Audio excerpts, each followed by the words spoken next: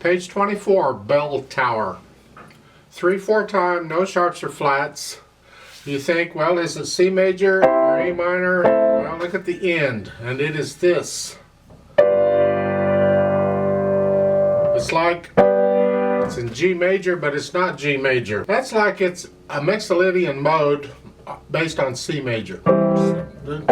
I'm not an expert in that sort of thing, so I'm not going to say any more about it. But it appears to be one of the modes in C major. Talk about the right hand first. 1 and 2 and 3 and. Here, 1 and 2 and 3 and 1 and. The third finger coming down. I recommend when you first learn to play these, you play it all legato. Forget the markings in the music, just play it all legato. The last two measures, the first line you're here, then reach up, just you do all that again. On the second line, the second measure, you're here. Now here you have a rest, so you can move up and come down. That's not legato because the rest breaks it, but here you just move up and rest. The third line, you come down again. And then come down again, fourth finger. Now here you can't do this legato very well. You have to come up. It's an octave from here to here. You just lift up and move. If I could figure out a way to do it legato without making it more difficult, I would. So, and then two notes. Now here, you look at the fourth line. You've got this. You've got an F C and a G D. Alternating between them. Typically you'd finger this kind of a pattern with 1/5 on all of these. There's nothing wrong with it. However, a little more advanced fingering that will serve you better later on is when you get this kind of a pattern, if you do the lower one with the fourth finger and use 4 and 5 for the top note. The thumb can go ahead and cover it if necessary. Just, again, we're feeling this. And if you want to get even more adventurous, use 1 and 2 for the bottom note. So it's 1 and 4, 2 and 5. And if you can do that, I recommend it. Just go ahead and, it's a little harder, but as I said, it will serve you well in the future if you can get kind of accustomed to this sort of thing now. Then the last line, you're down here again. And then reach up, third finger. Now we get a flat. Isn't that nice? And then the last measure, let's figure this chord out. You have a G, an A, a B, and a D. It's called what we call spell out the chord. You start with the bottom note and you figure each one out. It's here. It's got an 8 VA above it, which means instead of here, we're going to go up an octave and play it here. On top of that, it's got the wavy line in front of it. So that means we're going to roll it or arpeggiate it. Just real quick. It's not rhythmic or nothing. It's just bloop. So, I'll come back to that in a minute. Left hand. We got two voices going on in the left hand. You got the bottom voice, dotted half note, hold it down the whole measure. And this is all over the place. You get that bottom voice down the whole measure except for the very end there. Then the top voice is, so then you just hold it and add. And the next one, next one. So you can use 5 and 1 on each. Or we can do what I suggested in the right hand and use 5 and 4 on the bottom. So it'd start with 4 here. And then 5.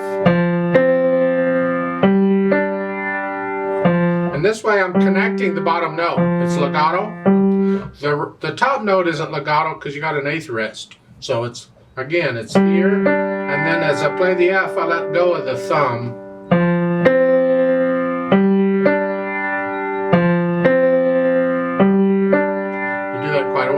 Or if you want to do really what you did with the right hand, you'd use second finger for the C. So you start with 4-1 and then 5-2.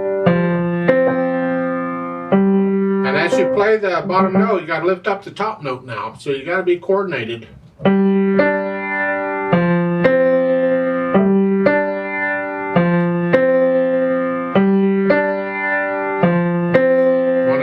that, go with it. It's good exercise, good practice to be able to do that.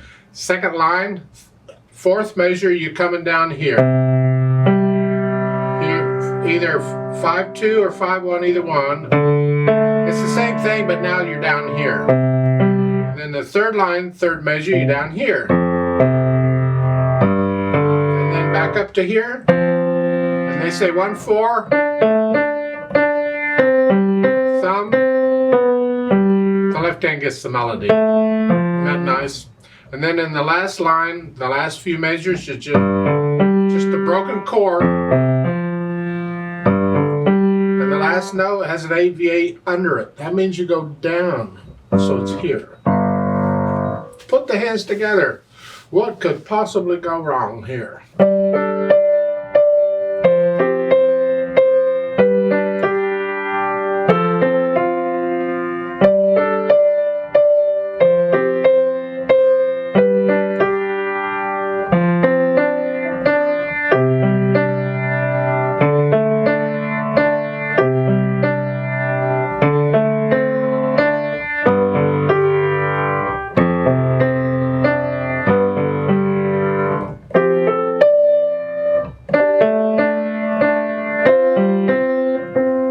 The idea of what we're doing? Now, that last measure here, where you're here and here. Different ways of interpreting this. I'm suggesting in this piece, in this situation, you play the two G's at the same time and you here. Some people will play the G with the top note on that. I prefer the bottom. In other words, I play the rolled chord on the beat. There, that's 1, 2, 3. Here. And depending on the mood and the speed and so forth, that will tell you how fast to roll it. Because not all rolled chords are the same speed. You don't always go. You could slow it down a lot. That's just how it's interpreted. It's a whatever. There is a retardando at the end, so you're slowing down anyway. You have to experiment. What do you like? What sound are you after there? And we'll have a better judge of that once we add the dynamics and the pedal too. So dynamics, you're soft, and that's the right hand. Keep the left hand very soft.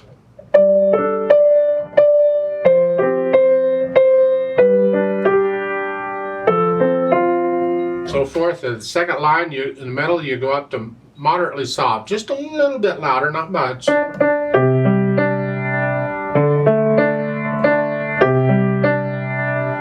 the third line, you go back down to soft. That means the left hand is very soft. That's third line, the third measure. That left hand needs to be very soft there. So the right hand is soft. Now you're moderately loud, but that's the left hand because it's the melody. So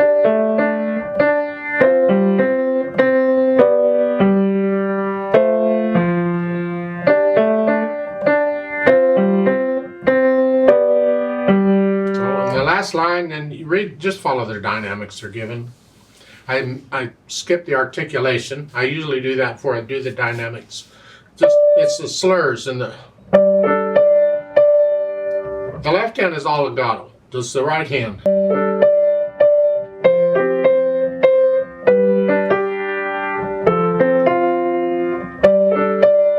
Follow the slurs, and the pedal's going to cover it up all anyway, but go through the motions with the hands anyway.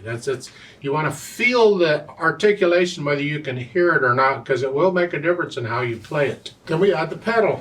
They're showing legato pedal all throughout, and you're changing it on each measure. So I'm going to change the pedal after I play the first notes in each measure. Let's see what that sounds like. So at the beginning, push the notes down and then the pedal. It's like a 16th note after the pedal. Right there. And then change it right after I play the notes in the next measure.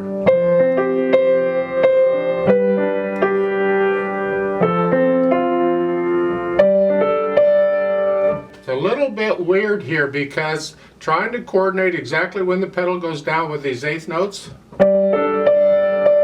that's tricky for you, then push the pedal down on the 8th note in the right hand. Right there. And change the pedal on the 8th note of each measure.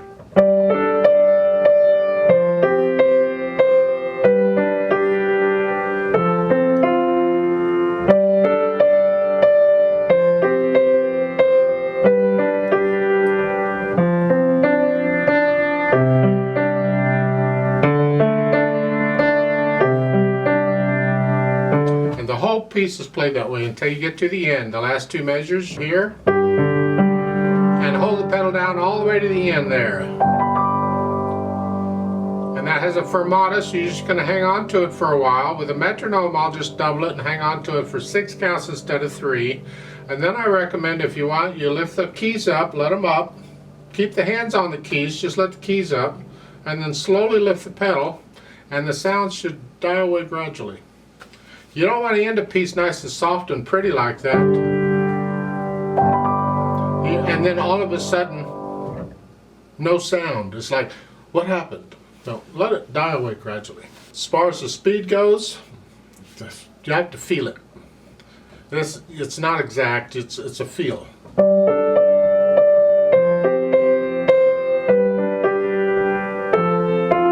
It's like a bell tower. I guess the bells are in the tower are ringing or whatever they're doing. So you have to decide what that is. It's a personal thing. I'd like to play it with you slowly to double check the notes and the rhythms. Not going to do the dynamics, just the notes and the rhythms. I can't do the retardando at the end because the metronome won't retardando. But other than that, let's play it together just to make sure we got this part correct. I'll give us 3 counts. 1, ready, and go, and.